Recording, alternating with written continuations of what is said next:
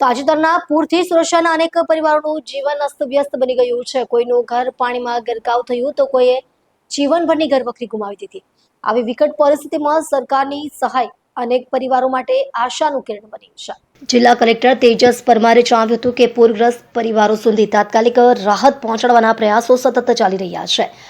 છેલ્લા માત્ર 2 દિવસમાં 2500 પરિવારોને કુલ 1,50,00,000ની કેશ ડોલ્સ તથા ઘરવખરી સહાય સીધી ચૂકવવામાં આવી છે. સુરક્ષાના 6 તાલુકાઓમાં 50થી વધુ સર્વે ટીમો દિવસ રાત મેદાનમાં કાર્યરત છે. દરેક અસરગ્રસ્ત વિસ્તાર સુધી પહોંચી નુકસાનનો સચોટ સર્વે કરવામાં આવી રહ્યો છે, જેથી કોઈપણ જરૂરિયાતમંદ પરિવાર સહાયથી વંચિત ન રહે.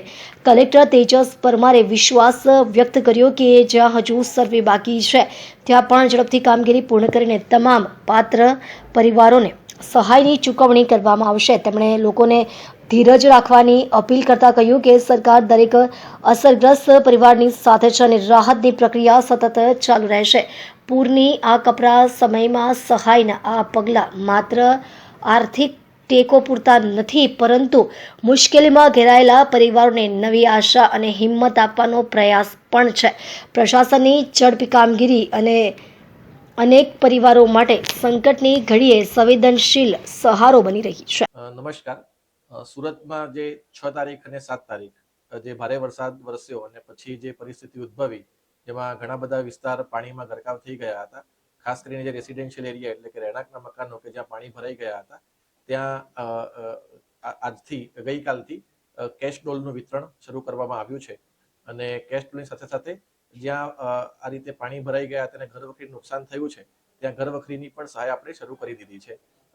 અત્યારે અમે લગભગ અમારા ટોટલ જે 6 તાલુકા શહેર વિસ્તારમાં આવે છે, એ 6 તાલુકામાં કુલ 50 જેટલી ટીમ આજે ડિપ્લોય કરવામાં આવી હતી. અને આ ટીમ દ્વારા ઘરે ઘરે જઈને સર્વે કરીને તેમને ઘરવખરી અને કેશ ડોલની સહાય ચૂકવવામાં આવી છે. અત્યાર સુધીનો આંકડો જોઈએ તો લગભગ અત્યાર સુધીમાં 2500 જેટલા ફેમિલીને 1.5 કરોડથી પણ વધારેની સહાય કેશની અંદર અત્યારે ચૂકવી દેવામાં આવી છે. હજુ પણ ફિલ્ડમાં ટીમ કાર્યરત છે.